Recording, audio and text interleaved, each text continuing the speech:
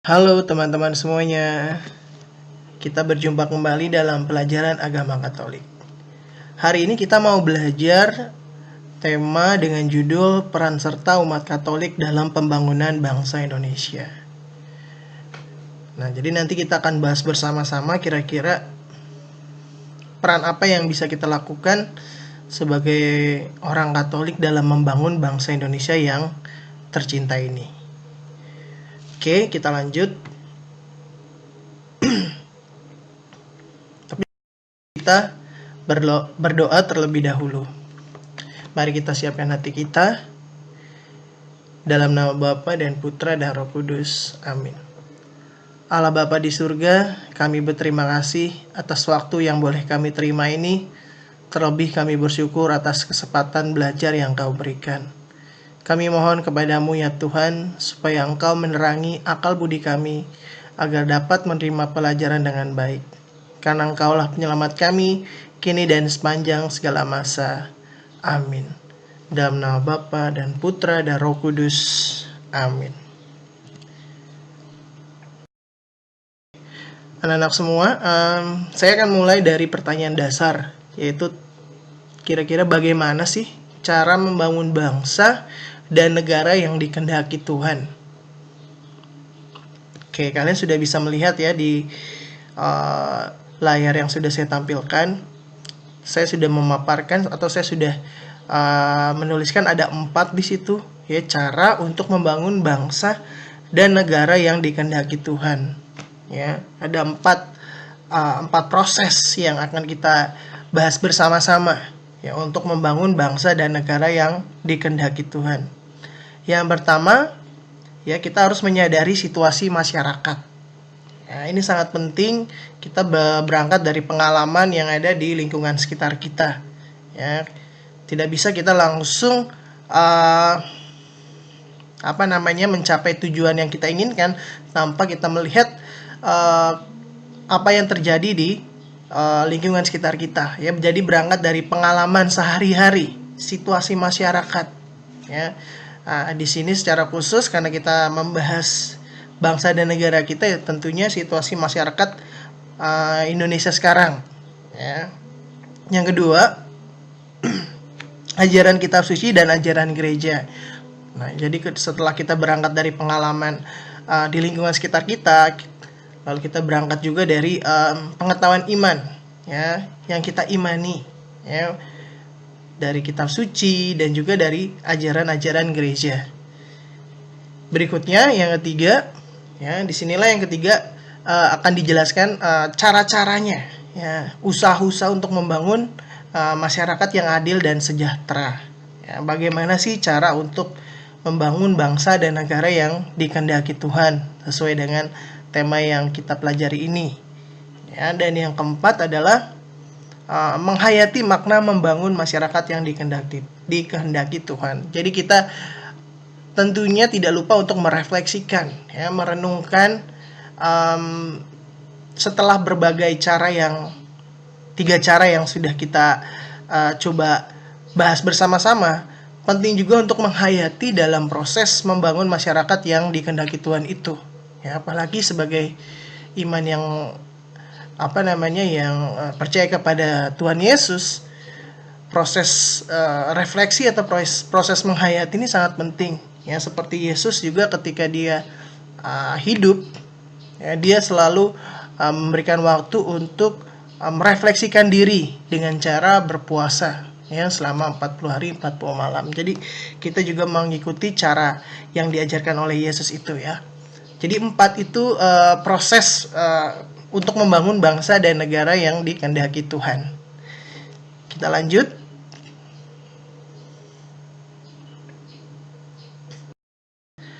Nah, yang pertama, ya, menyadari situasi masyarakat.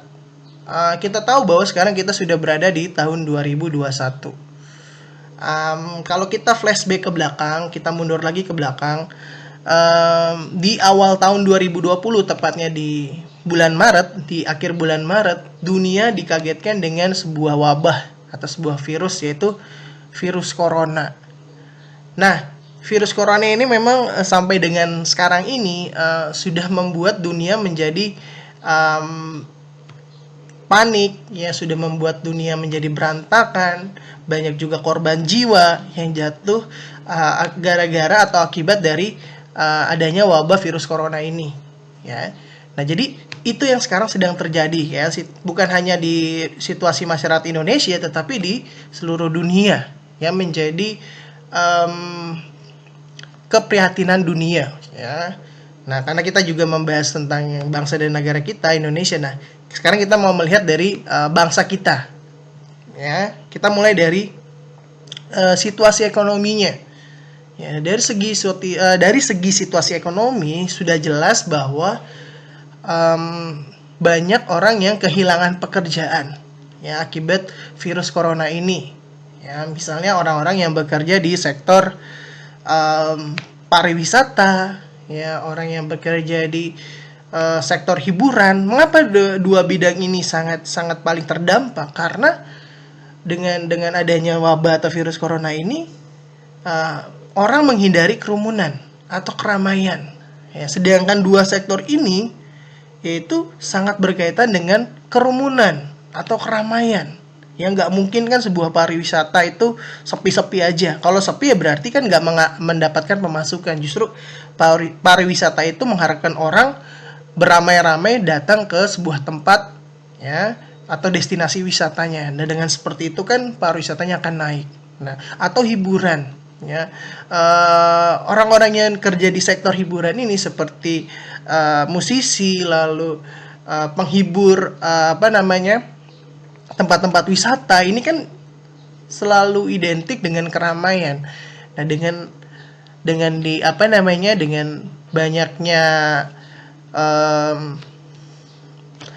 banyaknya masukan bahwa kita tidak boleh berkerumun, kita harus menjaga jarak. Nah, ini kan yang menyebabkan sektor ini, ya, menjadi sepi atau mati sementara kalau saya katakan.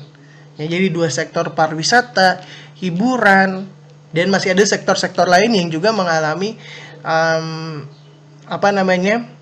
dampak secara langsung akibat virus corona ini. Nah, sehingga dengan tidak adanya dengan kehilangan pekerjaan, ya, seseorang akan bingung untuk mencukupi kebutuhan hidupnya. Itu dari segi situasi ekonomi, ya. Orang kehilangan kerjaan sehingga tidak mempunyai pekerjaan dan dia bingung untuk mencukupi kebutuhan hidupnya, ya. Sehingga pengangguran juga jadi bertambah, meningkat, ya. Pengangguran bertambah dan meningkat dan orang miskin pun bertambah. Nah, inilah situasi ekonomi yang sedang terjadi di masyarakat kita, ya, di bangsa kita, dan juga di seluruh dunia lebih tepatnya. Ya, itu dari situasi ekonomi. Dari situasi sosial, sudah jelas bahwa ekonomi pasti akan mempengaruhi bidang-bidang yang lainnya, termasuk di sini situasi sosial. Nah, situasi sosial ini sudah jelas bahwa orang akan mencoba mengambil jalan pintas, ya, mengambil jalan yang cepat gitu, ya. Misalnya karena dia sudah bingung, dia sudah tidak tahu lagi bagaimana cara untuk mendapatkan uang, dia melamar kerja di sebuah tempat juga tidak diterima atau ditolak. Akhirnya yang terlintas dari beberapa orang, ya, akhirnya ya mereka akan mencuri, merampok, dan melakukan berbagai aksi-aksi kejahatan. Nah, itu dari segi situasi sosialnya, ya. Karena ekonomi yang melemah, sosial pun juga akan terdampak, ya. Mulai munculnya berbagai kejahatan, ya, dan kita sudah lihat di berita-berita sekarang ini bahwa banyak sekali kasus kejahatan yang menurut saya luar biasa sekali, sangat meningkat. Dan memang ini sudah diprediksi, ya, mau tidak mau ya inilah yang akan terjadi apabila ekonomi menjadi lesu, menjadi lemah. Ya, bahkan kita tahu bahwa Indonesia sendiri mengalami resesi ekonomi, ya, bahwa ekonomi Indonesia melemah, ya, selama kurang lebih ya beberapa bulan terakhir ini. Ya, jadi situasi sosialnya seperti itu, ya. Lalu situasi budayanya bagaimana? Ya, tentunya dengan orang tidak bekerja, atau menghindari keramaian, orang kan diharapkan bekerja dari rumah masing-masing, tidak bekerja dari kantor, ya, atau WFO, work from office. Ya, orang diharapkan ya, untuk bekerja dari rumah, work from home, WFA.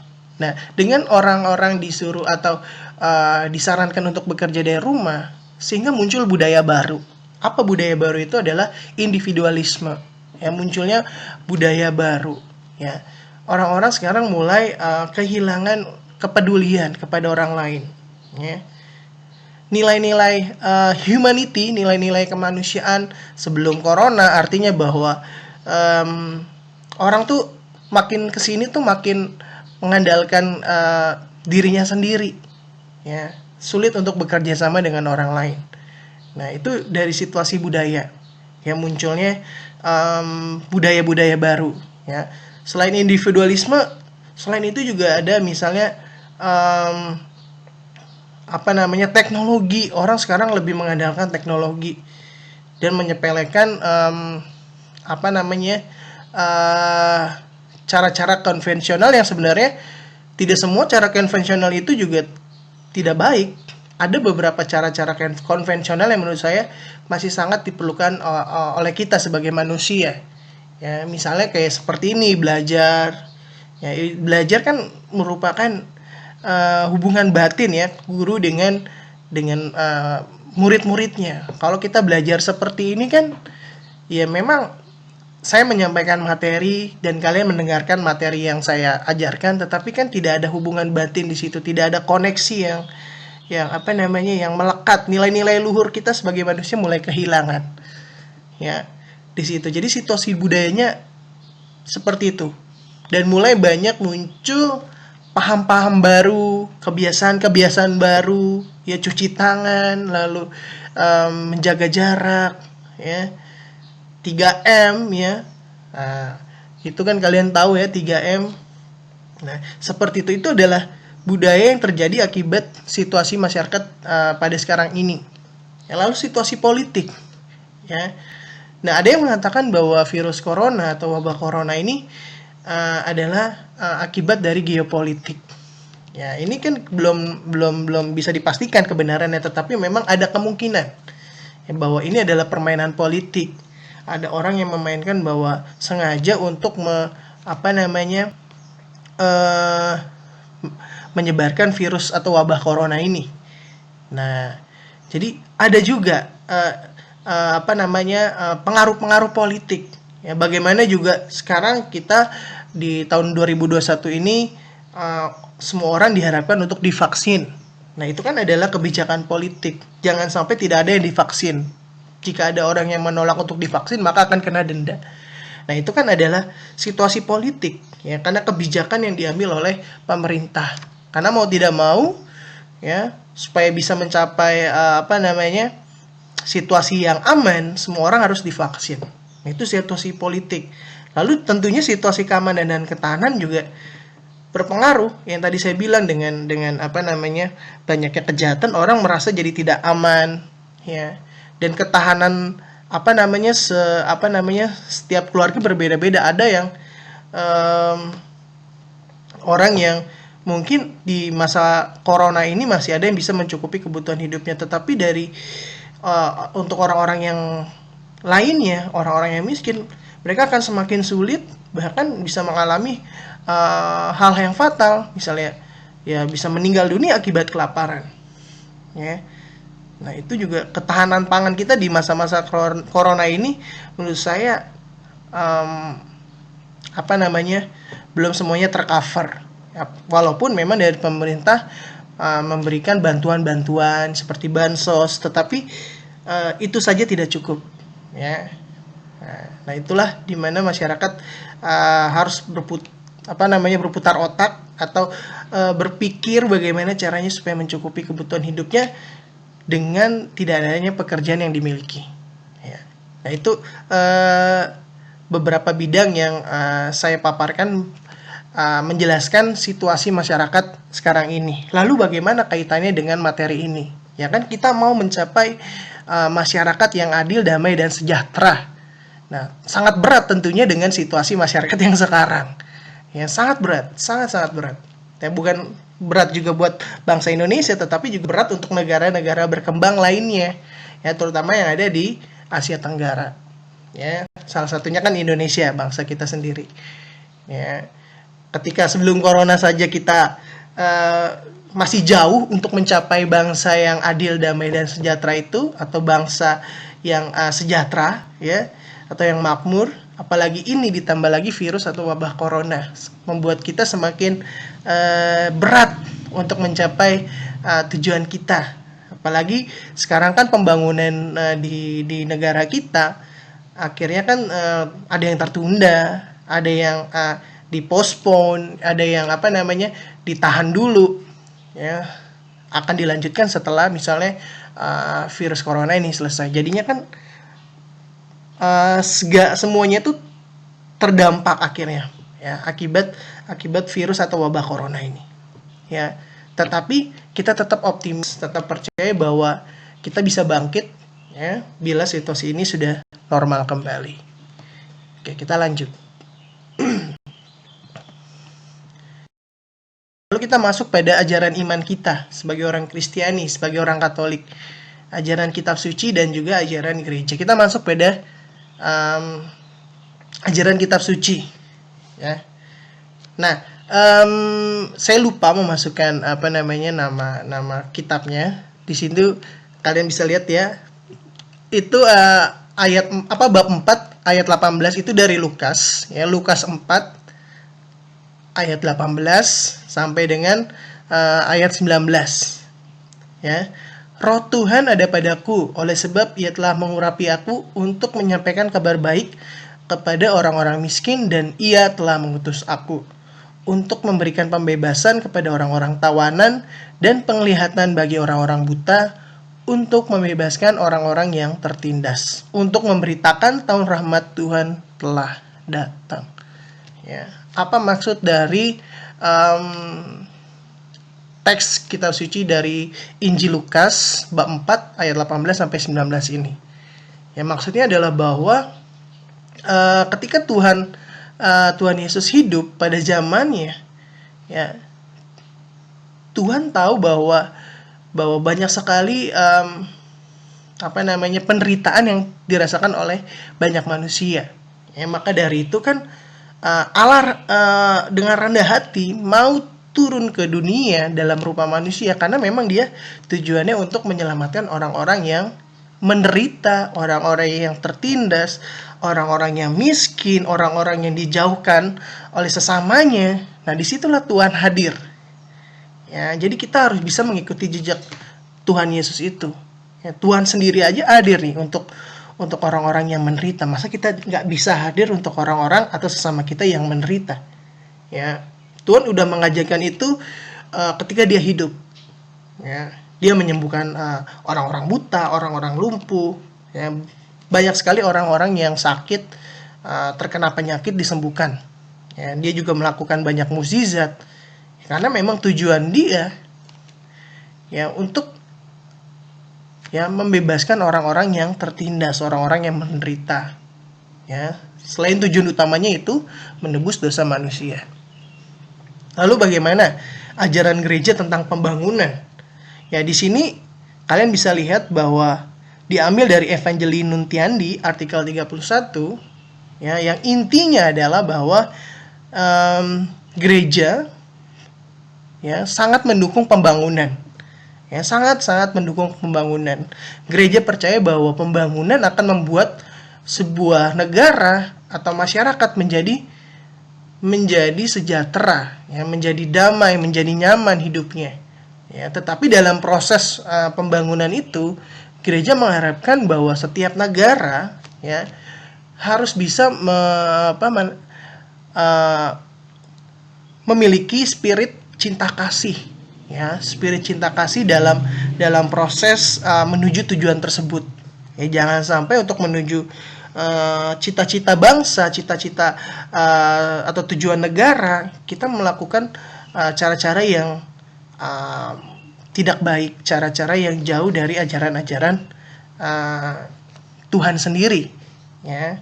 Nah, apalagi kita sebagai orang Kristiani, orang Katolik, ya, kita wajib memberikan sumbangsih kepada bangsa dan negara Indonesia, tentunya dengan spirit cinta kasih itu. Ya, memang berat, ya, pasti di dalam praktek atau realitanya kita mengalami sebuah pergumulan, kita mengalami sebuah penolakan, tetapi ya, bukankah Tuhan Yesus juga mengalami hal seperti itu, mengalami penolakan, tetapi dia tetap memberikan cinta kasih kepada orang yang menghina, menolak dia. Nah, jadi ya itulah, kalau kita mau mengikuti Yesus, kita harus bisa ya siap konsekuensinya, ya, iman kita kepada Yesus seperti itu. Ya. Jadi gereja sangat mendukung pembangunan, ya, tapi dengan spirit cinta kasih. Nah, disinilah orang-orang Kristiani, kita sebagai orang-orang Katolik harus bisa ikut membangun bangsa dan negara, tentunya dengan spirit cinta kasih tersebut. Ya, banyak hal yang bisa kita sumbangkan kepada bangsa dan negara kita. Ya, bermacam, ya. Tidak harus pada satu bidang, tetapi berbagai atau multi bidang, ya. Seperti itu. Oke, lanjut. Sebenarnya kalau kita video call secara interaktif, akan ada diskusi singkat seperti ini, ya. Mungkin karena ini adalah video pembelajaran, silakan refleksikan pertanyaan ini di dalam hati kalian masing-masing. Kira-kira bagaimana jawaban yang tepat, ya. Tentunya berkaitan dengan pertanyaan-pertanyaan ini, yaitu bagaimana sih sikap Yesus terhadap orang-orang kecil yang tertindas pada zamannya. Ya, kalau misalnya saya jawab di sini, ya tentunya Yesus sangat peduli. Ya, Yesus sangat mengasihi orang-orang yang tertindas. Ya, itu bisa kita lihat di dalam kitab suci. Ya, bagaimana Yesus menolong orang-orang yang miskin, orang-orang yang ditolak dan lain sebagainya. Ya, lalu bagaimana sikap Yesus terhadap para penguasa pada zamannya? Ini juga bisa kita lihat di dalam kitab suci. Ya, kalau misalnya saya jawab di sini, ya tentunya sikap Yesus adalah dia sikapnya adalah sesuai dengan porsinya. Ya, itu bisa kita lihat ketika misalnya Yesus mengatakan bahwa kita harus tetap membayar pajak sesuai dengan kewajiban kita sebagai seorang warga negara. Ya, selain itu juga Yesus juga menyindir orang-orang yang mungkin terlibat di dalam kehidupan berbangsa dan bernegara itu, seperti orang-orang Farisi, ahli-ahli Taurat, para imam yang merasa dirinya paling hebat dan meremehkan dan menindas orang-orang yang kecil. Nah, itu bisa kalian lihat di dalam kitab suci. Atau nanti kalau ada pertanyaan bisa kalian tanyakan ini di grup line, ya. Lalu apa pandanganmu sebagai seorang Katolik menghadapi krisis politik dan krisis ekonomi di Indonesia saat ini? Ya, mungkin kalau untuk krisis ekonomi ya saat ini adalah kita harus bisa berpikir out of the box, ya. Artinya kalau karena kalian ini masih sekolah, mungkin kalian masih bersyukur masih ada yang membiayai kalian sekolah, ya. Kalian tidak harus berpikir pusing bagaimana untuk mendapatkan uang, tetapi suatu saat kalian akan mengalami ini, apalagi kalian sekarang kelas 12. Ya mau tidak mau kalian harus berpikir mencari peluang, ya, untuk menghadapi krisis ekonomi ini, ya. Kalau bisa kalian mulai dari setelah kalian ujian dari sekolah, ya kan, kalian akan ada masa atau waktu kalian mencari universitas. Silakan kalian melakukan membuat usaha-usaha kecil atau berjualan. Itu adalah salah satu cara yang menurut saya sangat baik sih.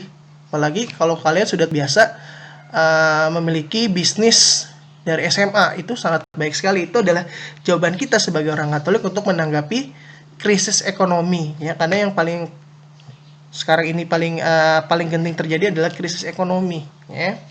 Sehingga kalian siapa tahu bisa membuka lapangan pekerjaan baru. Ya. Dan terakhir, apa ajaran dan tindakan Yesus yang dapat kamu teladani dalam menghadapi situasi politik dan ekonomi yang cenderung merugikan orang banyak, khususnya rakyat jelata. Nah, ini silakan kalian bisa pikirkan jawaban apa yang tepat berkaitan dengan pertanyaan yang ada di layar kalian. Ya, kalau ada pertanyaan nanti boleh ditanyakan kepada saya lebih lanjut. Ya, kita lanjut saja. Nah, ini sikap dan tindakan Yesus. Seperti yang tadi saya katakan bahwa Yesus, ya, dia bertindak sesuai dengan porsinya. Artinya sesuai porsinya itu ketika dia berhadapan dengan orang-orang yang berkuasa. Dalam hal ini adalah para raja. Dia bertindak sesuai dengan porsinya, sesuai dengan ya aturannya. Ya, dia akan mengatakan dia akan mengatakan yang seharusnya ketika memang itu sudah menjadi kewajiban bagi warga negara itu. Ya, seperti yang tadi saya katakan, setiap orang ya memang kalau wajib membayar pajak ya memang harus membayar pajak. Ya, tetapi kan yang Yesus tekankan di sini, jangan sampai orang-orang miskin pun dimintai pajak. Ini kan sudah mulai nggak benar.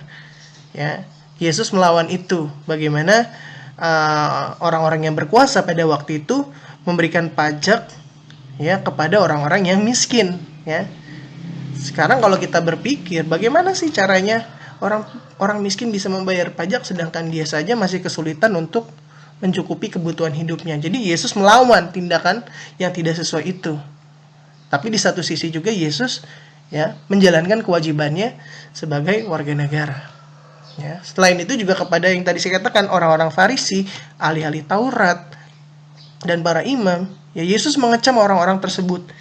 Ya, orang-orang yang merasa dirinya paling suci, ya, dan merasa bahwa orang-orang lain tuh orang-orang yang najis, orang-orang yang tidak layak datang kepada Tuhan. Ya, justru Yesus mengatakan bahwa orang-orang yang seperti orang Farisi inilah, para imam dan ahli Taurat lah, inilah yang tidak disukai oleh Tuhan karena mereka munafik, ya, tidak mencerminkan apa yang diinginkan Allah. Seperti itu. Jadi kita sebagai orang Katolik, orang Kristiani, jangan sampai kita terjebak pada hal-hal yang munafik.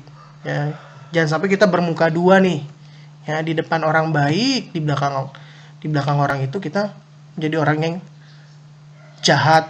Ya, kita gosimin orang, kita menjatuhkan orang. Jangan sampai kita seperti itu. Ya, itu sama saja kita seperti orang Farisi, para imam dan ahli Taurat. Ya, jangan sampai. Ya, ini menjadi tugas dan tantangan kita sebagai orang Kristiani. Nah, kita masuk pada usaha-usaha untuk membangun masyarakat yang adil dan sejahtera. Ya, di sini ada beberapa poin, ya, yaitu hormat terhadap martabat manusia. Sudah jelas, untuk mencapai masyarakat adil dan sejahtera, kita harus bisa saling menghargai satu sama lain. Negara ini bisa maju bukan hanya pengaruh oleh satu orang atau akibat dari satu orang, tetapi negara ini bisa maju karena kita bersama-sama bergotong royong, ya, mencapai masyarakat yang adil dan sejahtera itu, ya. Nah, jadi kita harus sadar bahwa kita tuh gak bisa mencapai tujuan kita tanpa bantuan orang lain. Jadi kita harus menghargai dan menghormati martabat manusia. Yang kedua, kebebasan. Ya, kebebasan dalam arti kita bebas untuk memberikan pendapat, kritik kita, saran kita kepada bangsa dan negara Indonesia ini. Jangan sampai kita hanya menjadi orang yang apatis, tidak peduli kepada kondisi dan situasi bangsa Indonesia ini, ya. Karena kalau kita sudah sampai di tahap seperti itu, ya berarti kita sama saja dengan masa bodoh dengan dengan bangsa dan negara kita sendiri. Padahal kan kita sebagai warga negara Indonesia wajib hukumnya untuk memberikan sumbangsi. Ya, dalam hal ini bisa memberikan sumbangsi, pendapat atau saran, atau bisa juga kritik. Ya, nah itulah makanya sekarang kan kebebasan berpendapat dihargai, dijunjung tinggi, tetapi jangan sampai juga kita berpendapatnya juga kebablasan, seenaknya, karena semuanya sudah ada undang-undang dan hukumnya. Ya, keadilan, ya, solidaritas, subsidiaritas, sikap jujur dan tulus ikhlas, demokrasi, tanggung jawab. Nah, itu adalah poin-poin yang kalau kita gabungkan, lah itulah yang akan menuntun kita pada masyarakat yang adil dan sejahtera. Ya. Nah, untuk per detailnya kalau ada yang mau bertanya, karena saya hanya menjelaskan beberapa saja poin-poinnya. Kalau ada yang mau bertanya silakan nanti ditanyakan, ya. Jadi ini adalah poin-poin atau usaha yang bisa kita lakukan sebagai warga negara untuk membangun masyarakat yang adil dan sejahtera. Nah, amalkan Pancasila, kita adil, bangsa sejahtera.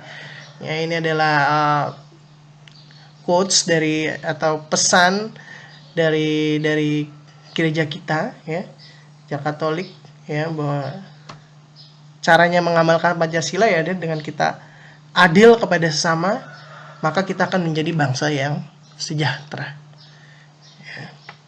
Ya, kita harapannya bahwa semua anak-anak seperti ada di gambar ini nih, walaupun tinggalnya di kampung, tinggalnya di desa, ada gubuk, tapi lihat mereka bisa memegang laptop masing-masing. Wah, kan itu luar biasa kan? Itu berarti tandanya sudah menjadi bangsa dan negara yang sejahtera. Ya. Tapi kan kenyataannya biasanya yang mempunyai gadget seperti ini kan hanya anak-anak yang ada di kota-kota besar. Harapannya semoga semuanya bisa memiliki fasilitas pendidikan yang sesuai seperti ada yang di kota besar. Ya.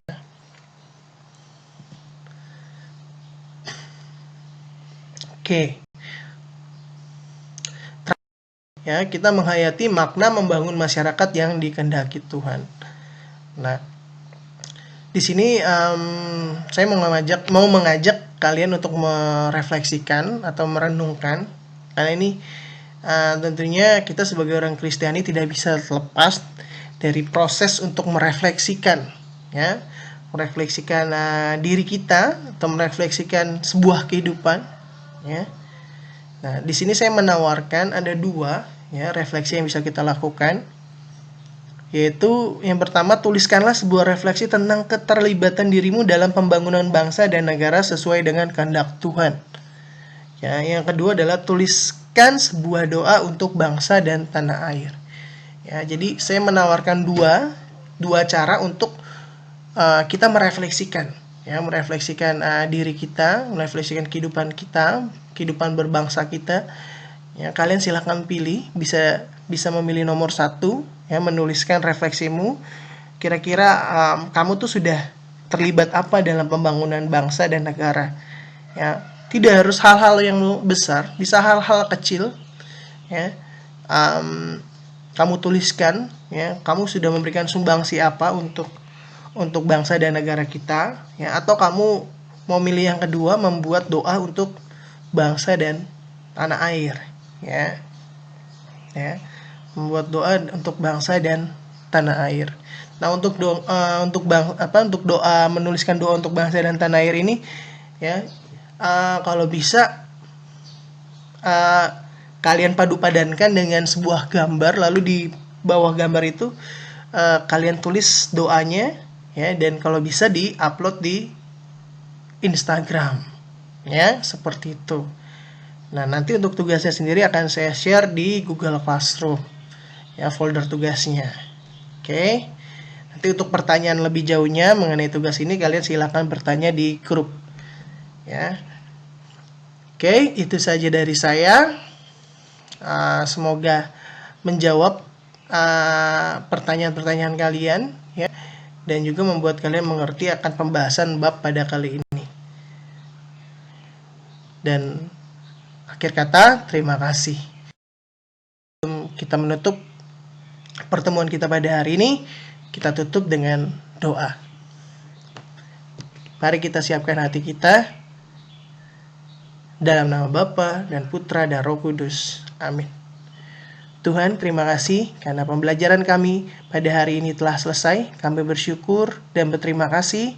Semoga pelajaran yang sudah kami terima ini dapat kami mengerti dan dapat kami pahami, serta dapat kami terapkan di dalam kehidupan kami sehari-hari. Karena Engkaulah penyelamat kami yang hidup dan berkuasa, kini dan sepanjang segala masa. Amin. Dalam nama Bapa dan Putra dan Roh Kudus. Amin. Terima kasih semuanya. Sampai jumpa di pertemuan berikutnya. Dah.